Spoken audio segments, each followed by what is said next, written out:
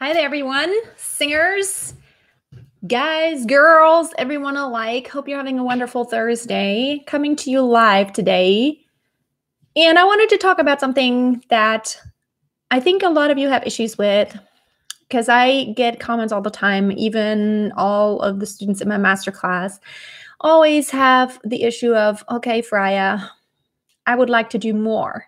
But it seems like I never get down to it and I just don't find the time and there's someone around me and I can't practice loud and I have neighbors or my spouse is around me and I'm embarrassed. How do I get to practice more? And I want to talk about a little bit of that today, how you can make it a little bit easier. Before I do that, let me just mention one more time. I have a video course that goes really into depth. It really contains everything you need to know from posture, breathing, all the registers, transitions, mixed voice, head voice, chest voice, the transitions, the passaggio, everything you really need to know about the voice and how it works and why it works the way it does so you can troubleshoot your own problems. It's all in my course, Back to the Basics. You can check it out at masteryourvoice.tv, and I thought about giving you a special perk. If you sign up now, you can get a 30-minute one-on-one session with me. Yes, included. Now, the Back to the Basics course is $199, and normally a 60-minute lesson with me is $200. So you basically get $100 worth of one-on-one session with me included in the course. That's only until Sunday, okay? So Sunday this expires. If you want to take advantage, you can get the course and then you will get a 30-minute one-on-one lesson with me. All right, let's get into this. Before I answer any of your questions, let me just get into what I wanted to talk about. I know that it's hard sometimes to find time to practice, especially when you live in an apartment. Maybe even you live with, like in a how do you say that? Wohngemeinschaft.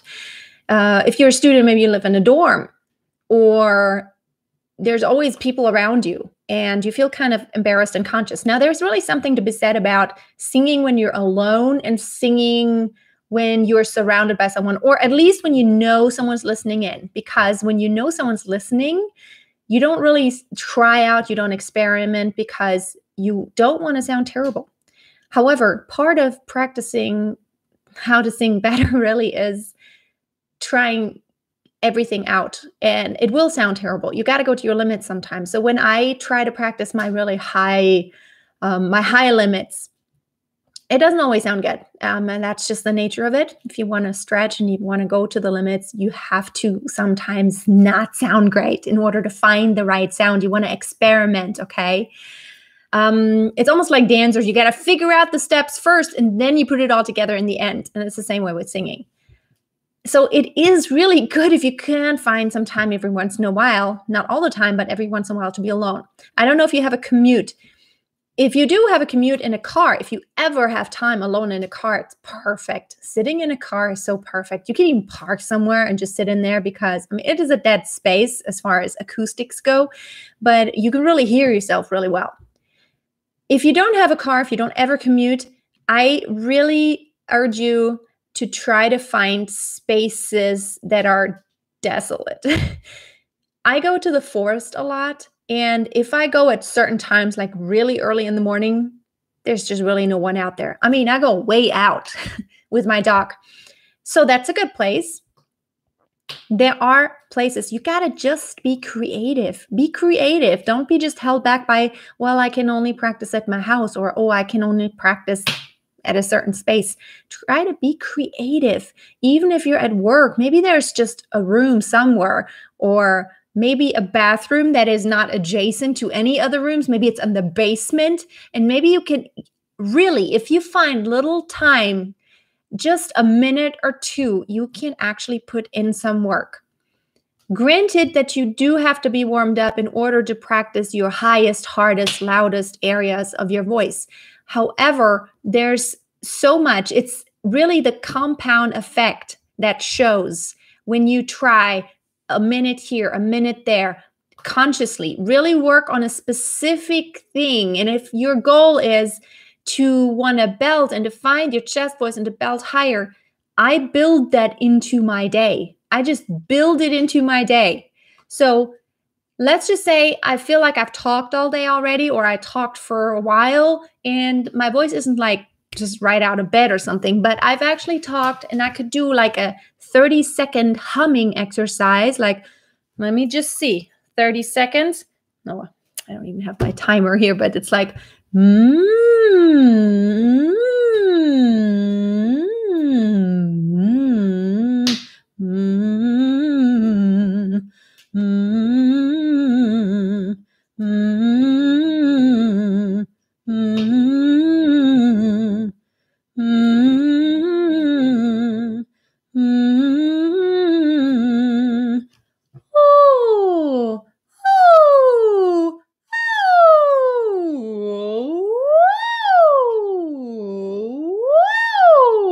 So that's been about 30 seconds, and I went through my whole range once. So now I could go like, mama, mama, mama, mama, mama, mama, just kind of trying to find my high pitch there. Mama, mama, mama, mama, ma. Okay, I can do that one. Let's try to go higher. Mama, mama, ma. Okay, it's getting a little thin here. Mama, mama, ma, ma, ma. I'm just really, really focusing on that high one. Mama, mama, ma, ma, ma, ma, ma, ma, ma. Different placements. Mama, mama, mama, mama, mama, mama, ma, ma, ma, ma. My. Trying to find the placement. Mama, mama, my, mama, mama, mama, mama, mama, mama. Oh, someone's coming in. Okay, I'm stopping. So you do that 3 times a day. It's like literally less than 2 minutes. You have done so much more than nothing. You do that every day. The compound effect is amazing. It's like stretching and doing the splits. That's something I really want to get back into. I used to be able to do it, and I can't anymore because I haven't practiced. But it's something that if you just do a little bit here and there, really, a lot, often, just do it a little bit here and a little bit there, just a minute here and a minute there, it really has a big effect. And I know for sure that you can find a minute or 2 minutes or 3 minutes here and there. And also you got to make it easy. So don't try to, like, if you make it to where it's this huge undertaking of, okay, I must practice this song and I don't know it yet. So first I have to learn it and I have to listen to it many times, and then I have to sing through it again, and then I make a mistake, and then I have to sing through it again, and it's this huge, gigantic thing. It's like, oh, it's so difficult. Take little chunks. I do this all the time. So when I learn a new song, a lot of times what I do is just, if it's not an original song, I will just start by listening to it on my phone, like on YouTube or so, and I will just do housework and I will walk and I'll just listen to it. I did that yesterday. I was vacuuming and I was cleaning here for about 30 minutes, cleaning around in the house. And so I had to learn 3 songs. So there was time to listen to each song like 2 or 3 times during that time. So the first time I just listen. The second time through, I just listen. And the third time through, I'm trying to kind of sing along just a little bit. So I just try kind of, and it does get engraved into my brain slowly. And then that's when I started, after that, I printed out the sheet music. And then I went to my piano and I actually practiced it and I tried it out. And it worked so well. It wasn't perfect yet, but that was my first attempt of singing it on, by myself. Just sitting down at the piano is like, oh, now I'm going to sit down at the piano and figure this all out. You just have to know how you work. For me, if I make it a big thing, I don't feel like doing it. Then I'm like, maybe I could do it later. You just have to not make it a big thing. You have to make it something quick and easy, like little chunks. I'm sorry, this looks kind of gross. I have to wait until this falls off. I had a little surgery done. I had something removed, and I'm supposed to wait till this Band-Aid falls off, and it's a special one, and so it looks a little gross now, so sorry. Make it easy. Quick and easy little things. Also, there's a lot of practice you can do without actually singing out loud. Let me just demonstrate this to you.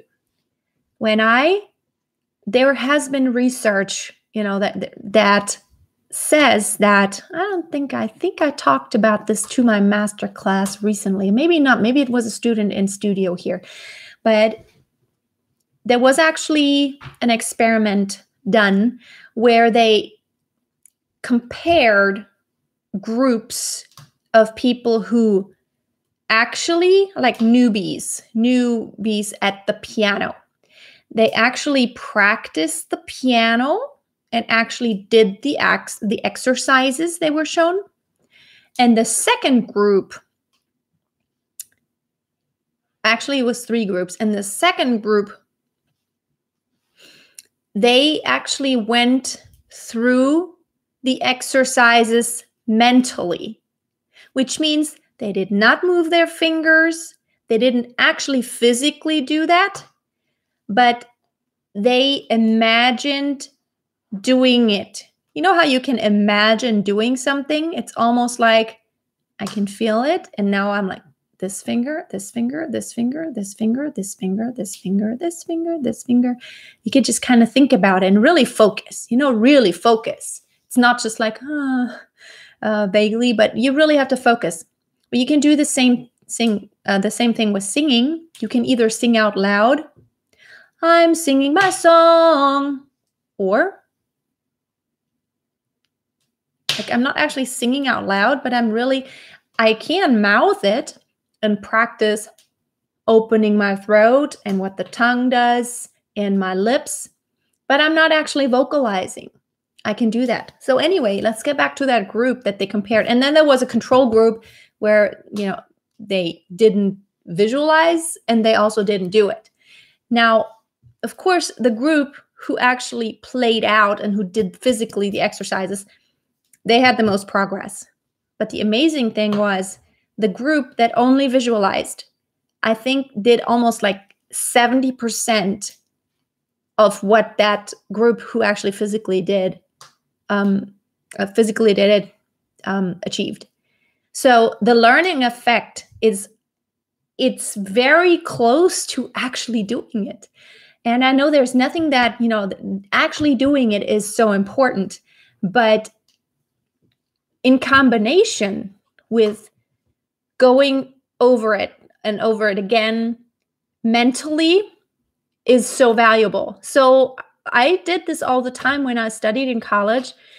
All the singers, and we all had to study operas and songs and foreign languages and all that. So it was, memorizing the songs and learning them and the diction of all the different languages. So we always sat there with our sheet music and we like, because you can practice your diction, you can practice your vowels, you can practice the way the words flow, the phrasing, and like you could just really go through it and have a huge learning effect. And when you're actually singing out loud, then you will do so much better if you also do that other preparation work or supplemental work of mentally going over it. I do have a video on YouTube somewhere, how to practice without singing loud, I think. So there's many things you can do. You can also do ear training. That's a good thing. Another great thing to practice is when you listen to the radio, let's say you're riding your car, you can practice harmonizing. That usually doesn't bother other people so much, even if they're in the car. But let's say you don't just sing along and sing the melody line, but you try to sing along and sing the harmony. A lot of times the harmonies will already be in the backings, like on the track there that you're listening to, and you could just try to follow or even pick out what they're singing with your ears, trying to hear that, listen to that, and focus on that versus just the main melody. Focus on something, or focus just on the drums, or focus just on the bass line and follow it along.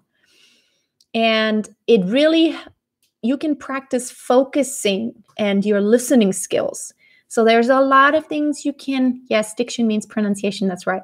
There's so much practicing you can do. And like I said, you have to incorporate it into your day. Make it something that's easy, not this huge thing that's so much work and it's like so daunting. It's like, oh, my voice needs so much help and it's all a mess. Well, start somewhere and be intentional about what you do. Don't just keep singing through the song over and over again and you just don't even know what you're practicing. It's like, every time the same thing will go wrong if you don't really just isolate and like, okay, I never breathe here. This is the problem because I don't breathe right. So like get your breathing in order and then try to sing the song again. There's no use in just keeping singing it over and over and not addressing the problems that are just, they're going to come up again and again and you're still not going to be able to sing it. Okay, so that's what I wanted to say.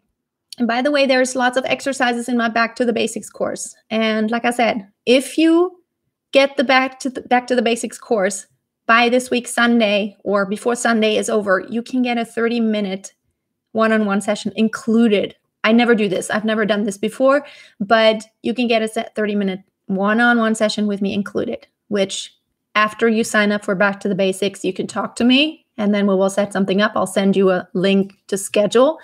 Yep. Any questions? Let's see. Yeah, music lover. Wow, you're commenting a lot. Yeah, watching lyric videos is also good for trying to learn a non-original song and listening to that song over and over again. That's true.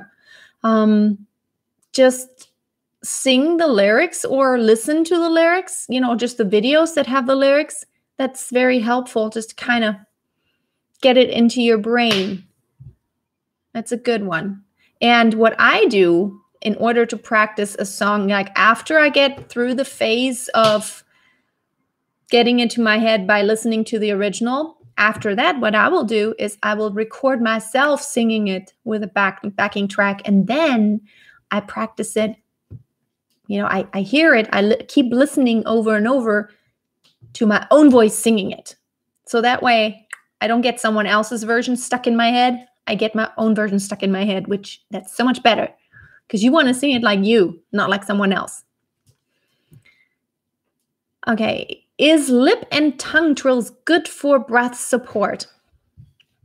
Well, yeah, it is actually. I don't know why, but I just never liked lip and tongue trills a lot for me personally.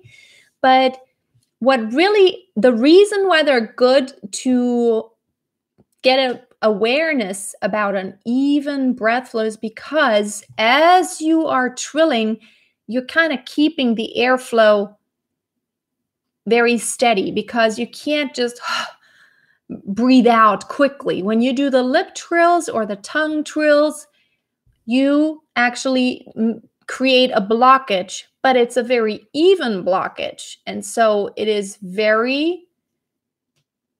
just helps you to have a very even breath flow. And that's why it helps with having an awareness of, okay, inhaling and then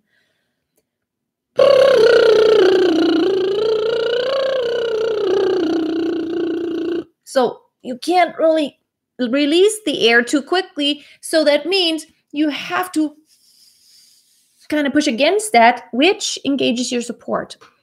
That's why it is good. Let's see. Imam says, but harmonizing is hard. Sometimes I go off key. Any tips? Well, if you are not aware of harmonies, like what is the third and the fifth, then you could probably try to, there's probably videos on YouTube about that. And I do have videos in my Back to the Basics course. I actually have some videos about that, about intervals.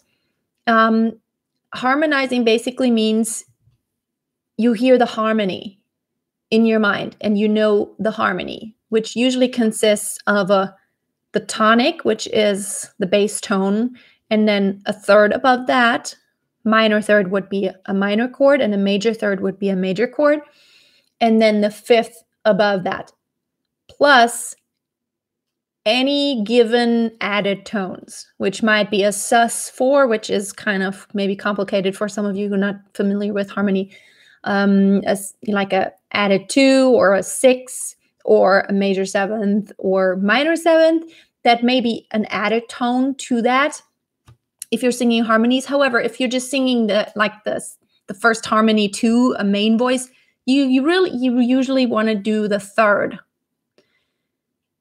That's usually what happens. If you have more than one voice harmonizing, then you could choose if you want it to be the first harmony or the second harmony, or there's even the third one sometimes, depending on what chords are being played there.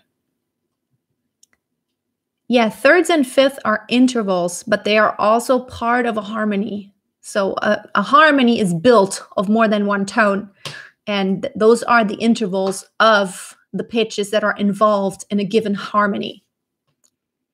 Your piano teacher talks about that recently. Yeah. Oh, so you're probably a beginner pianist then, because that is really when you learn the piano, intervals are really an important thing, really important. And as a matter of fact, I think harmonies and intervals are really important for singers. And it's shocking how many singers just don't have a clue. Maybe you shouldn't know about the theory, but you should know it. So some people could just hear it and they know, but if you're not one of those people in the world who could just, I can hear it easily. I knew all of harmonies and intervals before I even knew it was called all of that. But then when I learned it in theory, it made so much sense. It's like, oh, okay, sure. I actually knew that, because I could hear that this happened all the time in the music. I heard that going on. But now I know what it's called and why. You're in college and you're a beginner. It is so confusing. There's some people who start when they're in their 70s, which is still okay. Great ears equals musicianship. I think that's part of great musicianship. Yeah. I think you have to have great ears and also a great sense of, how do I say it? Combining things and like hearing if something is consonant or dissonant. If it's like consonances and dissonances, you got to hear that. And even when you got to hear that, but you also got to feel it. And you got to have a kind of I feel that it depends on where you're raised. So if you're raised in our system, like we all listen to the radio, and in most countries, it doesn't even matter what country you're in, there's a lot of Western music. We call it Western music. It's like what we hear on the radio and the pop and all that. Our ears are just so tuned to that. And this kind of music just includes certain harmonies and certain intervals. And there's things we expect because that's just the way it is. And it's always been. And that's why certain things are right or wrong, because they don't fit in our system enough what our ears are accustomed to. And in Western music, there's only semitones. There's nothing in between those. Everything in between them is like off. It's off pitch. But in other cultures, there's actually music that includes pitches that are not just semitones, but maybe quarter tones. It would sound a little strange to us. I'm saying us. I don't know where everyone's from, but I'm talking about like us in Europe here. I'm in Europe, or even in the United States. Like we are just the United States. Most people are from Europe too, originally. So Western music. Oversinging can be overwhelming sometimes. Yeah, that's true. And you should never oversing too much. I mean, you should really designate a time. Okay, now I want to go to the limit. And then you can try belting, but you shouldn't do that for a long time. Music Lover says, do you make music with a software like Pro Tools or Ableton or GarageBand? Well, if I wanted to make a recording and I actually want to, have the opportunity to record it on separate tracks. I mean, like the piano on a couple tracks usually, or like a stereo track, and the vocals on another track, so I can then mix it and treat it independently. That's when I have to use the software. I use Cubase. I don't know. I've always been a Cubase user. I've used it for 15 years and I know it. And I also use Audacity, actually, if I want just quick, easy recording. I also record my podcast on Audacity. It's a free tool. It's a free software. You can just download it. And it's a really good tool. Works fine. Yeah, it's right. Like Arabic and Eastern Asian have quarter tone. That's true. And to us, it sounds like, ah, it's like, ah, to someone like me from Germany, it'd be like, what is that? That just sounds wrong. Of course, it sounds very foreign because we don't have that system here in Europe. We are like based on Bach, the well-tempered piano. And Bach kind of established the system of this is how it goes. The scale is divided up into 12 semi-steps. And all our instruments here are tuned toward that. Even like a flute and an oboe and a piano and a trumpet, they all work within that scale. So yes, I heard in the eastern side of the world, the way of making music is different than in the western part of the world. Yeah, that's true. It depends on the culture and how music was established. And here in Europe, music was established kind of in the Baroque. That's when the system was written down, and it's like, this is how it is, and this is the theory of it, and that's how like everyone needs to do it this way. And Janet says, there are also some videos on the channel in the series called Musicianship for Singers. Oh, yeah. Oh, thanks for reminding. Yeah, that's something I should have mentioned already. I have a bunch of videos called Musicianship for Singers where I talk about a lot of theory, which I think is relevant for singers. Also, in order to be able to talk about certain things, it takes a lot more words to explain certain things if you don't have the right word. So if you just say, I want to get louder gradually, well, then you could just say crescendo. It's a much quicker way to say it. Yeah. Or like, how would you say portamento? It's like, how do you explain that? But, so there's a word for that, portamento. Okay, I got to get off here, actually. It's been almost 30 minutes, but thank you. Again, reminding you, back to the basics. On my website, masteryourvoice.tv, if you're interested in getting into the course, it's the most extensive course, really. It goes into depth, and I think I haven't taken all the ones out there, and I don't know how they work, but I know most online video courses that you can self-study, they have a lot of exercise and stuff, which my course has exercises, but it's really designed for you to understand each part of your voice, so then you can troubleshoot what's happening in your voice.